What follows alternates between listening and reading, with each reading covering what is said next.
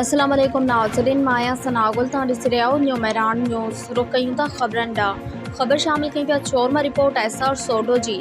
Town committee छोर जे administration officer शाहिद हाल रिपोर्टो पारां ईंदड़ बरसाती सिस्टम जे पेश नज़र टाउन छोर जे सैनिटेशन इंचार्ज वनेल आरिसर सां गॾु शहर जे ड्रेनेज सिस्टम ऐं ड्रेनेज डिस्पोजल जो दौरो कयो। उन मौक़े ते काउंसलर मंठार आरिसर ऐं असगर आरिसर पिणु साण मौजूद हुआ।